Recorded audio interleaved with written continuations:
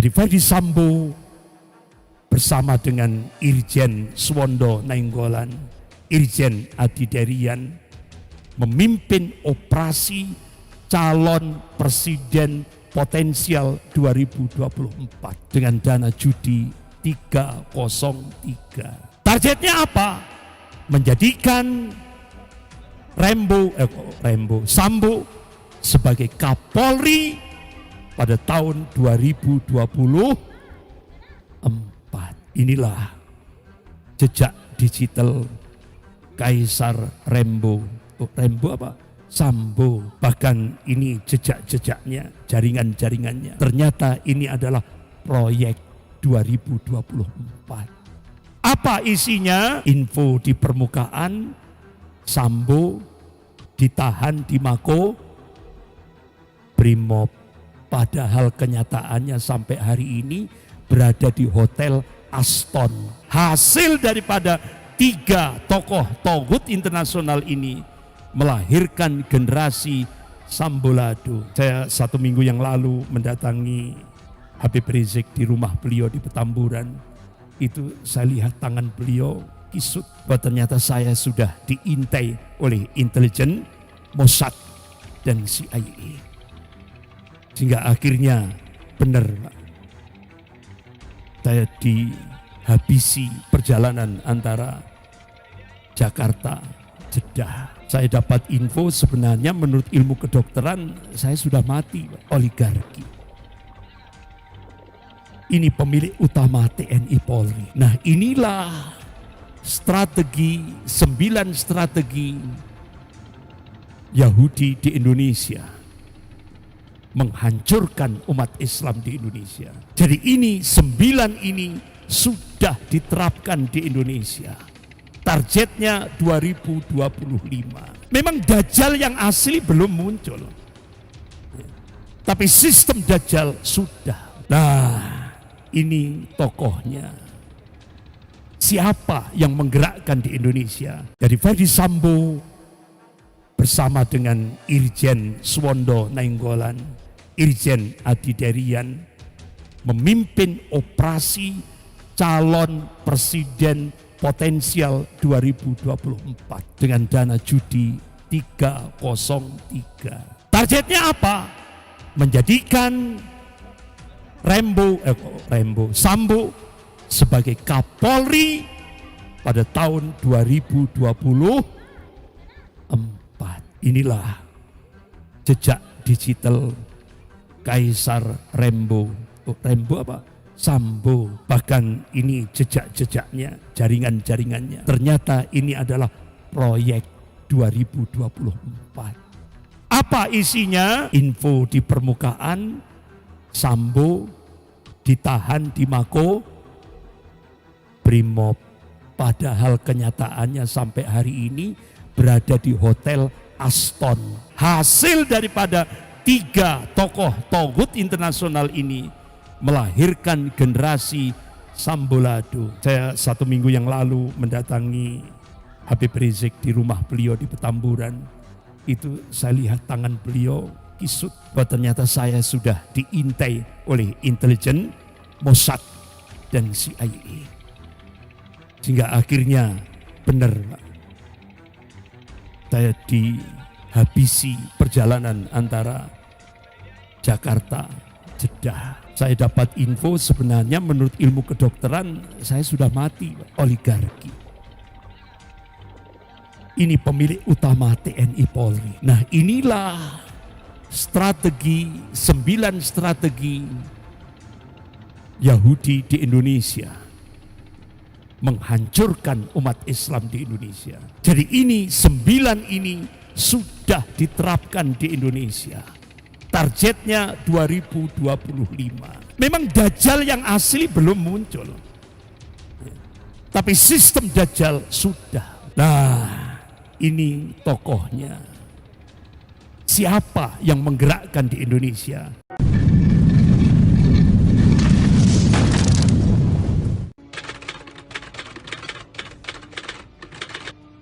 Ada 2 jenderal Angkatan Darat yang mengungkap tentang Harakatus Sohyun di Indonesia, gerakan Zionis Yahudi di Indonesia. Yang pertama Jenderal Sumitro. Beliau tulis buku judulnya Dari Pangdam Mula Warman hingga Pangkop Kamtib. Beliau tulis dalam buku itu,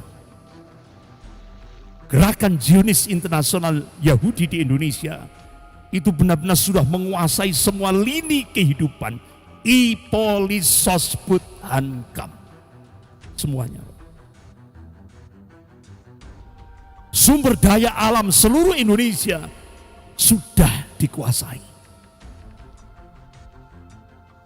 Yahudi. Freeport, Yahudi Amerika.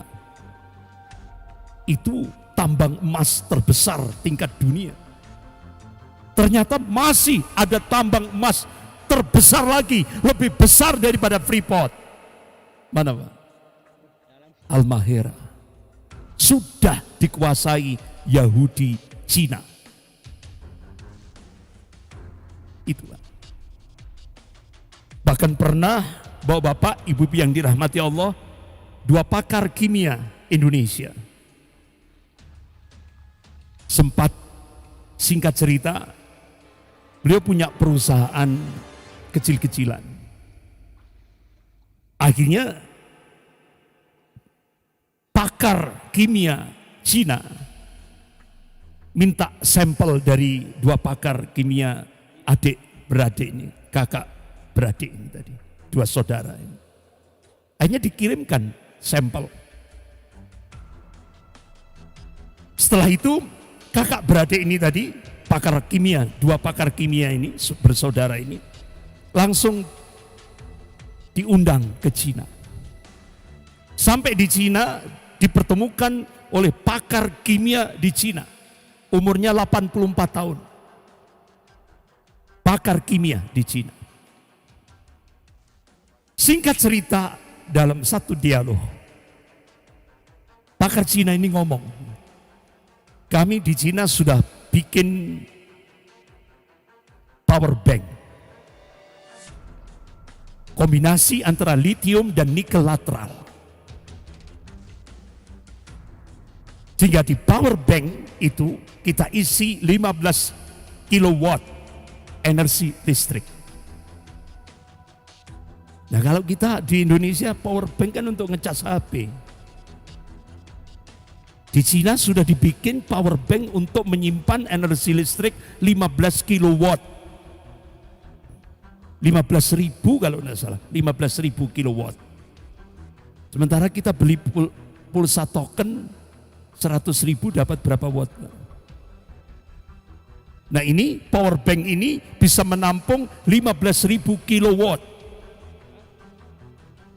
Itu kalau dipasarkan di Indonesia dengan harga kurang lebih 4 jutaan. Kira-kira kalau itu dipasarkan di Indonesia, tutup ndak PLN, Pak? Pasti gulung tikar. Kita tinggal nyolok saja ke meteran kita. Jadi sampai 2 pakar kimia ini tadi kram otaknya, Pak. Apa kram otaknya? Ini bahasa ini bombastis. Kamu tahu bahan bakunya dari mana? Dari negaramu. Mana? Morowali. Jadi ternyata tambang nikel lateral terbesar sak dunia dan original sak dunia, terbaik sak dunia ada di Sulawesi Tengah, Morowali. 1 minggu yang lalu saya ketemuan Ketua Dewan Dakwah Islamiyah Morowali ke rumah. Langsung saya tanyakan masalah itu. Ya Allah, ternyata semua sudah dikuasai Yahudi Cina. Jadi bahan bakunya itu dari Indonesia. Ini sampai kram otaknya, Pak. Sampai seperti itu gambarannya. Astagfirullah. Bahkan kota kecil Bojonegoro, di sana ada blok cepu. Siapa yang menguasai? Exxon Mobil, Yahudi Amerika. Jadi semua sumber daya alam di Indonesia itu kalau di tinta merah, merah semua Pak. Sudah dikuasai Yahudi Amerika dan Yahudi Cina. Bahkan sampai Jenderal Sumitro mengungkap kantor dagang Israel yang ada di Jakarta itu kamuflase, bukan untuk dagang. Itu digunakan untuk operasi-operasi intelijen. Mana yang memonitor, yang mengendalikan dari mana? Singapura. Ini kata Jenderal Sumitro. Immanuel Sahab dari Singapura mengendalikan itu. Karena Singapura itu satelit Israel wilayah Asia Tenggara. Ini diungkap semuanya. Jadi yang berkuasa di Indonesia ini tidak pernah masuk televisi, tidak pernah masuk koran, media cetak, media elektronik, tidak pernah. Apalagi masuk medsos, tidak pernah Pak. Syria rahasia. Pemerintah Republik Indonesia mendata data orang Yahudi yang ada di Indonesia itu kurang lebih 5 ribuan.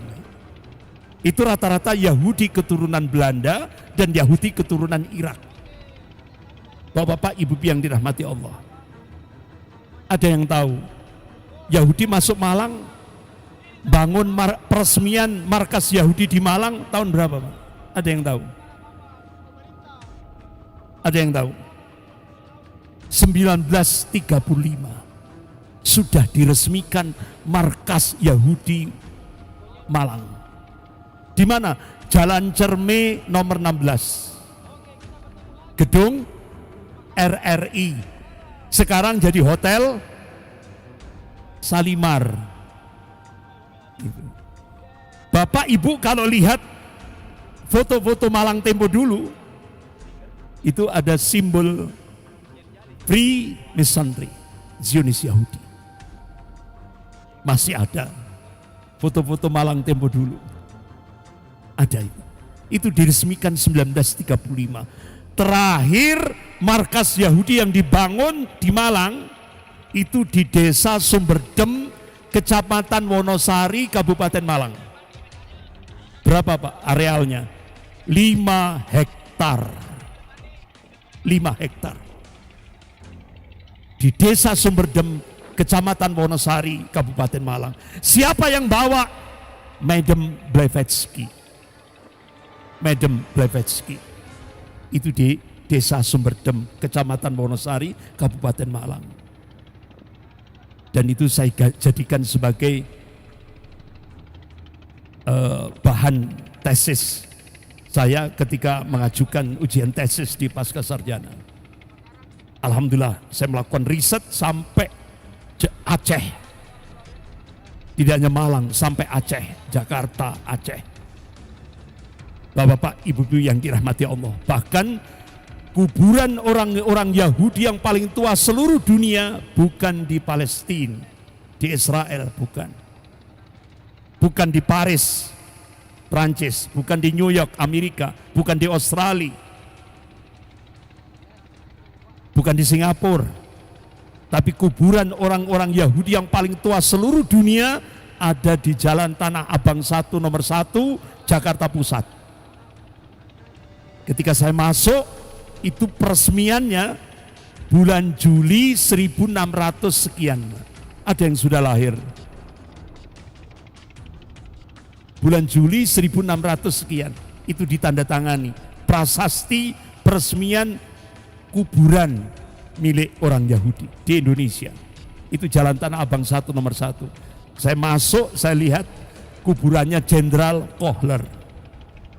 Itu Panglima komandan pasukan penjajah Belanda yang pertama kali diutus. Dia dari Ordo Kabala, orang Yahudi militan, Jenderal Kohler. Itu saya baru menemukan di mana tempat pembunuhan Jenderal Kohler ternyata dibunuh oleh Mujahidin Aceh Darussalam. Jadi Bapak Ibu kalau di Masjid Baitur Rahman Aceh Darussalam keluar itu nanti ada pelangnya, tempat ditembaknya Jenderal Kohler. Itu komandan pasukan penjajah Belanda pertama kali ketika masuk membakar Masjid Raya Baitur Rahman Aceh Darussalam. Langsung ditembak oleh Mujahidin Aceh Darussalam. Itu dikuburkan di Jalan Tanah Abang 1 nomor 1 Jakarta Pusat. Dan banyak sekali Bapak Ibu yang dirahmati Allah, gerakan-gerakan rahasia yang dilakukan oleh Yahudi di Indonesia ini. Salah satu di antaranya yaitu program Codex Alimentarius. Jadi program Codex Alimentarius ini gerakan rahasia Zionisme Yahudi, Harakatus Sohyun di Indonesia ini, itu melalui jalur makanan dan minuman untuk membunuh umat Islam di Indonesia, termasuk di Malang. Pelan-pelan. Itu baru bisa dirasakan 50 tahun yang akan datang, 40 tahun yang akan datang, lewat jalur makanan dan minuman. Dan saya dibantu dokter-dokter Angkatan Darat. Alhamdulillah, hasil riset yang saya lakukan, saya buat DVD durasi 1 jam 15 menit. Semua pakar-pakar nutrisi dunia, pakar-pakar semuanya saya masukkan, sehingga benar-benar DVD yang saya buat itu benar-benar untuk kemanusiaan. Tapi resikonya berat. Gus Wahid Allahumma yarham ngasih info. Beliau dapat info dari intelijen Polresta Malang bahwa ternyata saya sudah diintai oleh intelijen Mossad dan CIA. Sehingga akhirnya benar Pak, saya dihabisi perjalanan antara Jakarta Jeddah lewat makanan atau minuman di pesawat Garuda. Sehingga alhamdulillah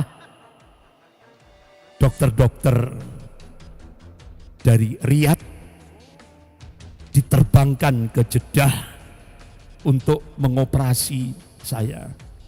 Jadi saya operasi selama 1 bulan full operasi sampai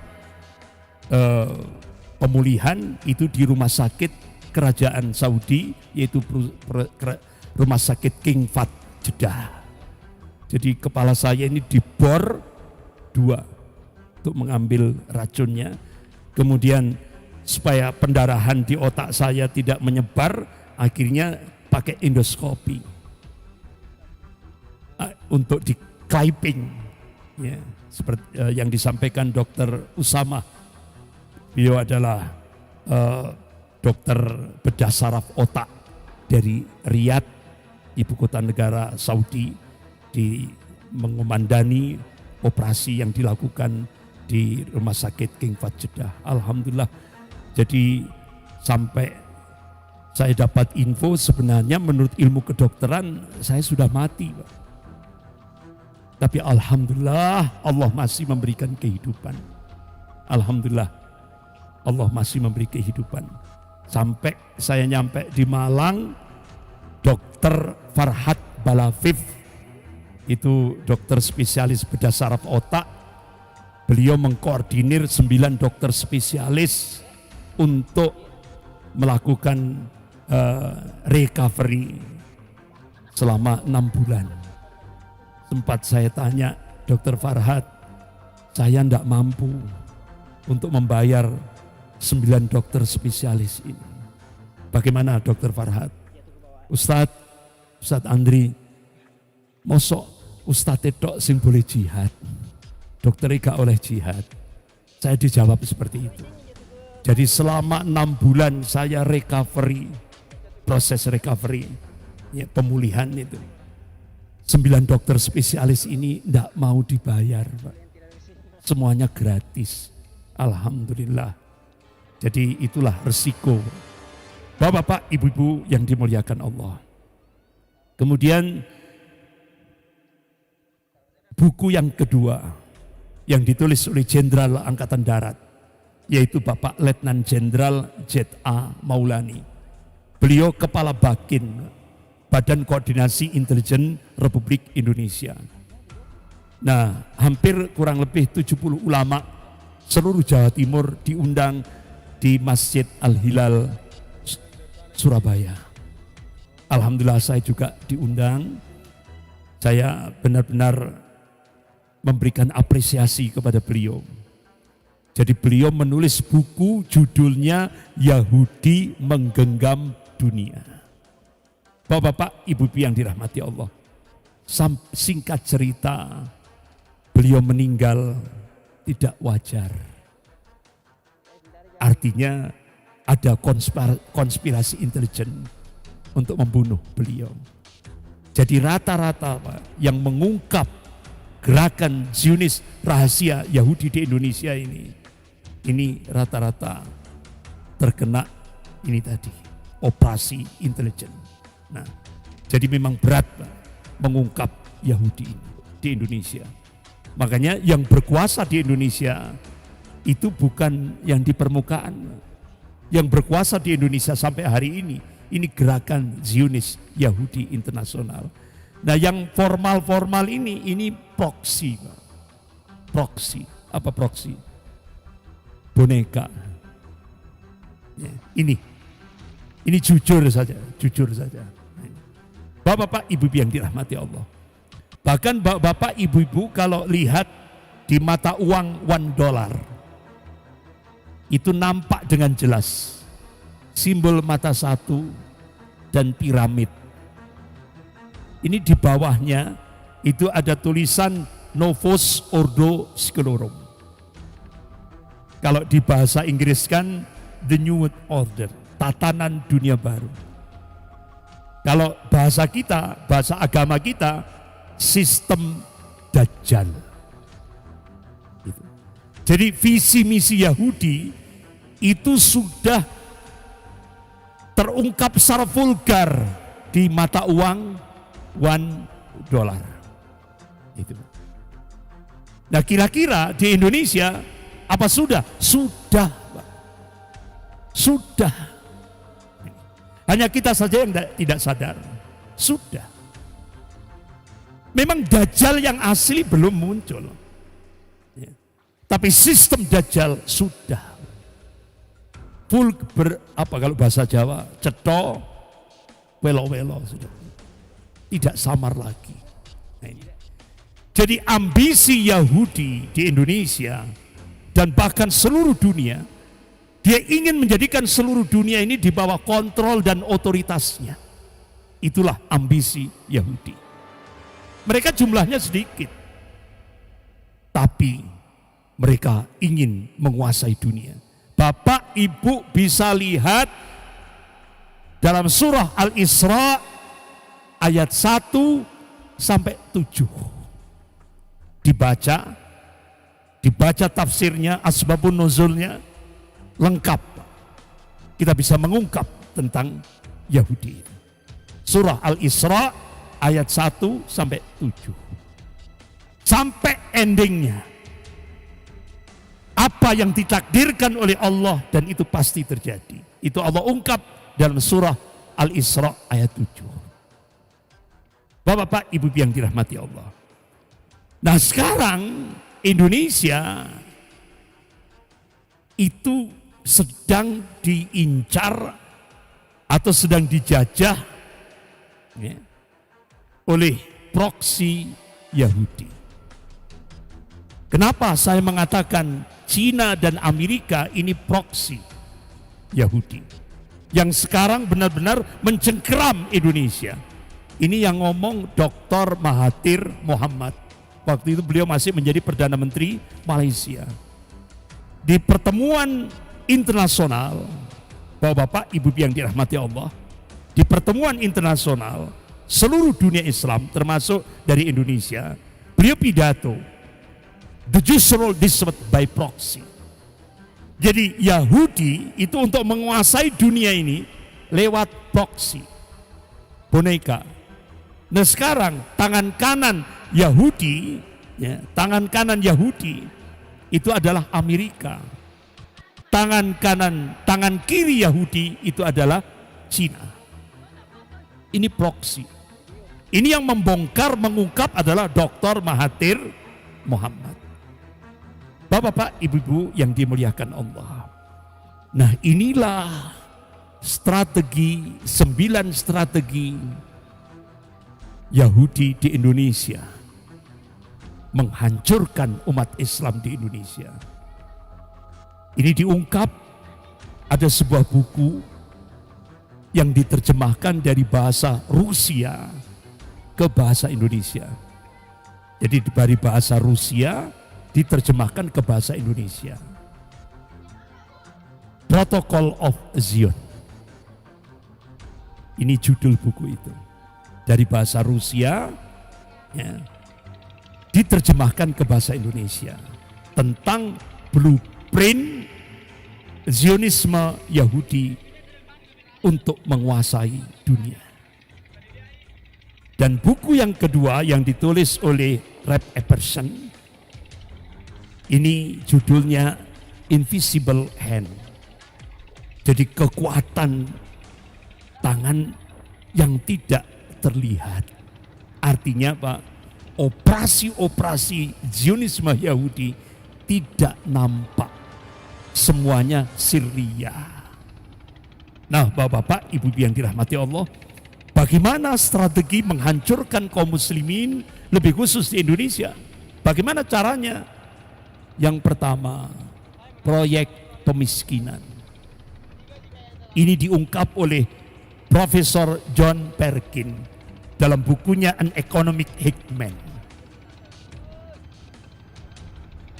Karena waktunya sudah mepet, saya percepat. Kemudian strategi yang kedua, penguasaan sumber daya alam. Sudah saya sampaikan tadi. Hampir 80%, bahkan 90%. Sumber daya alam di Indonesia sudah dikuasai. Kemudian penguasaan aset-aset ekonomi nasional, hampir 80% sudah dikuasai Yahudi. Baik Yahudi Amerika maupun Yahudi Cina. Penguasaan aset informasi, satelit Palapa B, satelit Palapa, ya apa B2 apa, satelit Palapa itu jantungnya Indonesia, ya kan? Rahasianya negara, itu dijual oleh Ibu Megawati waktu menjadi presiden kepada perusahaan Yahudi yang berpusat di Singapura, yaitu perusahaan Singtel. Kemudian yang ke-5, penguasaan sistem politik dan hukum. Ini bukan rahasia lagi. 60 produk hukum di Indonesia tidak lepas daripada intervensi asing dan asing. Kemudian penghancuran moral untuk menghancurkan generasi Indonesia. Cina dropping 600 ton narkoba.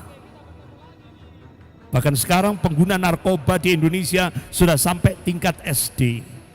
Bahkan anak-anak TK itu dijejali narkoba jenis permen.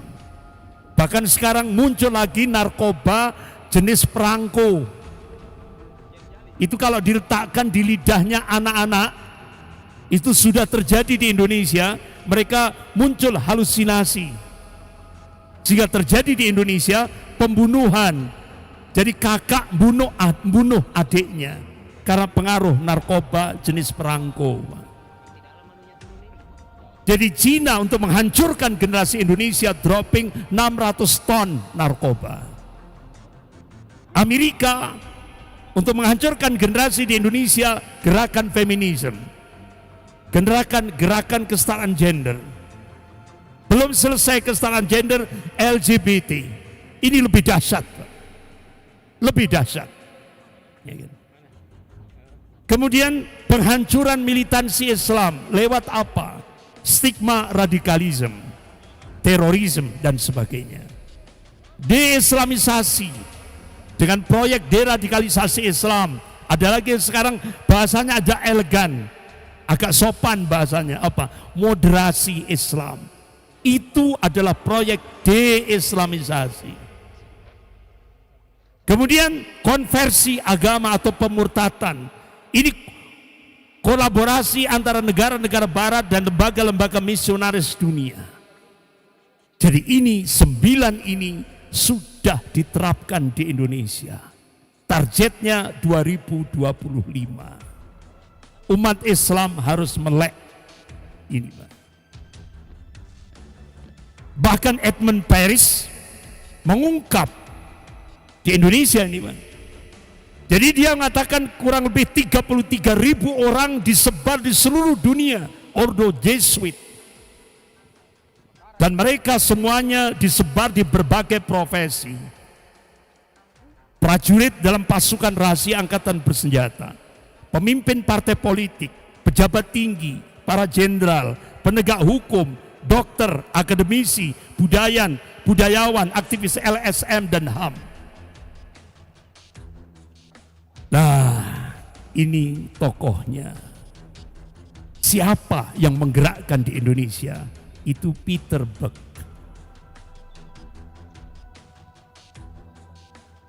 Siapa yang dijadikan, yang digerakkan? Artinya komandonya Jenderal Ali Murtopo. Korlapnya, koordinator lapangannya Jenderal LB Murdani. Ini diungkap secara rinci oleh Bapak Dr. Busro Moqaddas, Ketua KPK. Ketika beliau tulis disertasi doktor, diungkap secara rinci. Alhamdulillah saya dapat kiriman 1 disertasi doktor beliau. Saya dikasih 1, tebalnya sekian. Mengungkap tentang peranan Jenderal Ali Murtopo dan Jenderal LB Murdani. Nah, 3 tokoh ini sudah mati. Sekarang diteruskan oleh kadernya Jenderal Hendro Priyono dan Jenderal Luhut Binsar Panjaitan. Benar enggak? Benar? Hanya kita saja enggak tahu, Pak. Ini semuanya Zionis Yahudi. Bagaimana makar jahatnya dalam menjalankan makar jahat mereka? Ini kaum Yahudi ini dikomandani oleh 3 togut internasional. Karl Marx, Sigmund Freud, dan Emil Durkheim. Mereka memperalat teori setan ateis Charles Darwin sebagai entry point untuk memasarkan sistem tauhid mereka ini. Dari Karl Marx merumuskan teori ekonomi atau filsafat materialisme yang lengkap. Di satu sisi dibangun di atas dasar teori evolusi, dan di sisi lain di atas teori manusia adalah hewan dan materi. Sigmund Freud menyusun teori psikologis untuk menafsirkan susunan jiwa manusia dan aktivitas-aktivitasnya. Ia bangun teorinya di atas teori manusia adalah hewan. Semuanya mengerucut pada Darwinisme. Adapun Emil Durkheim merumuskan teori sosial untuk menafsirkan gejala-gejala sosial di masyarakat. Ia membangun teorinya di atas pemikiran manusia adalah hewan, yaitu dominasi aspek kehewanan pada diri manusia di satu sisi dan tiadanya kebakuan pada nilai-nilai sosial pada sisi yang lain.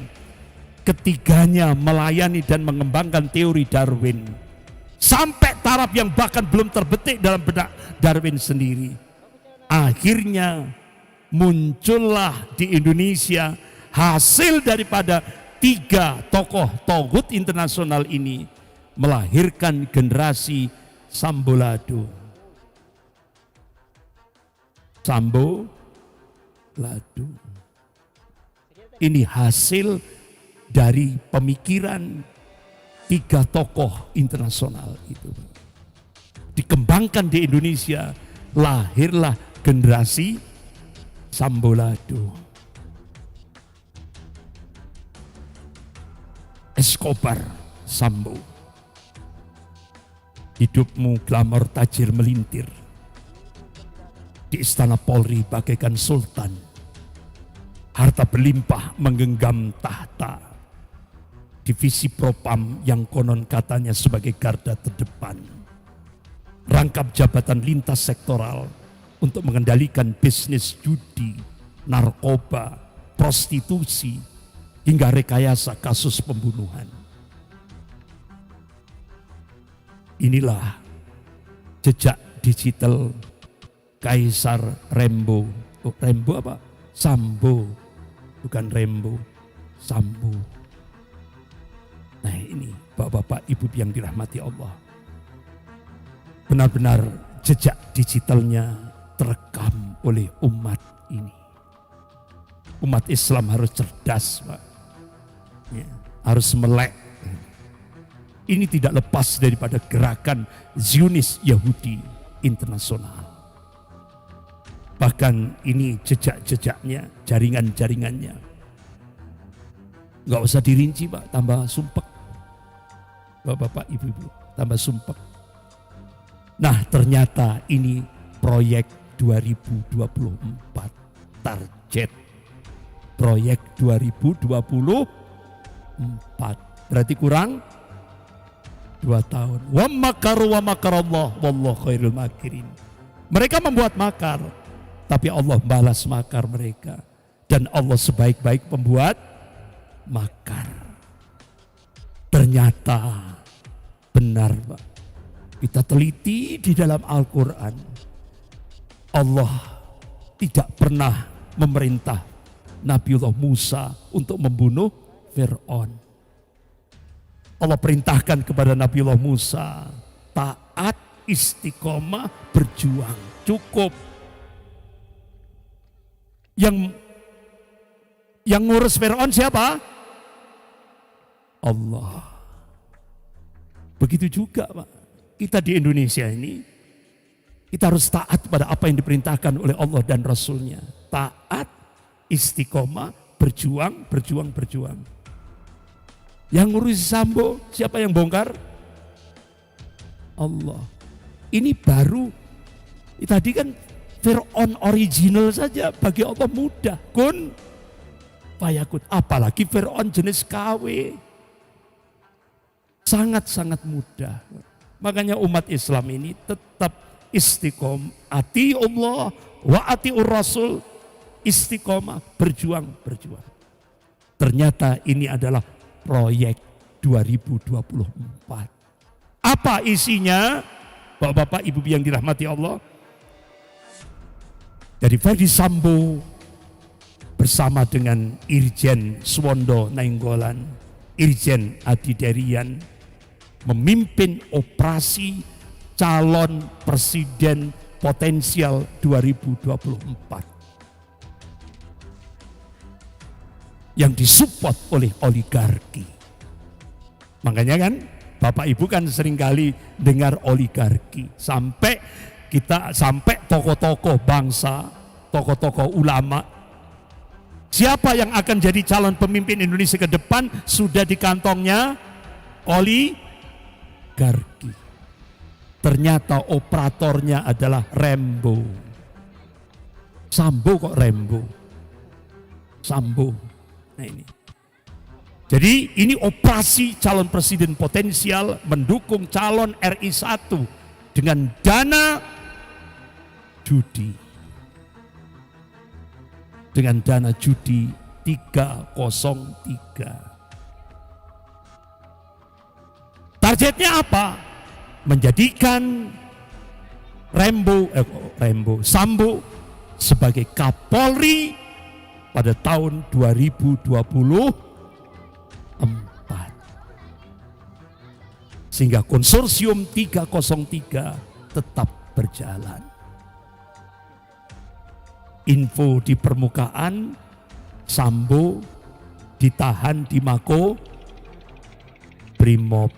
Padahal kenyataannya sampai hari ini berada di Hotel Aston. Hotel Aston. Berarti rakyat dikadali. Apa dikadali, Pak? Bohong. Ya enggak mungkin, Pak, sekelas Rembo di tahanan Makobrimob. Kalau ulama itu di bawahnya, di Bareskrim Mabes Polri, di bawah lantai bawah tanah yang tidak pernah tersentuh terkena sinar matahari. Makanya begitu Saya 1 minggu yang lalu mendatangi Habib Rizik di rumah beliau di Petamburan. Itu saya lihat tangan beliau kisut. Karena hampir satu tahun lebih kan, itu ditaruh di bawah tanah, tidak tersentuh sinar matahari. Kasihan beliau. Sampai hari ini tahanan kota, tidak boleh keluar. Ini dolimnya luar biasa. Kenapa? Satu-satunya yang paling ditakuti oleh Cina dan oligarki itu adalah Habib Rizik Syihab. Nah, bapak-bapak, ibu-ibu yang dirahmati Allah, itu semuanya adalah oligarki. Oligarki. Ini pemilik utama TNI Polri. Makanya mantan Panglima TNI Jenderal Purnawirawan Gatot Nurmantio, benteng terakhir NKRI adalah umat Islam. Saya cukupkan sekian karena ini masih tidak bisa selesai sekali satu season. Ini baru masih sepertiga. Ya, sepertiga slide yang saya tampilkan. Jadi insya Allah lain waktu kita akan bahas lagi. Sampai di oligarki. Ini belum solusi syar'i. Ini belum solusi loh.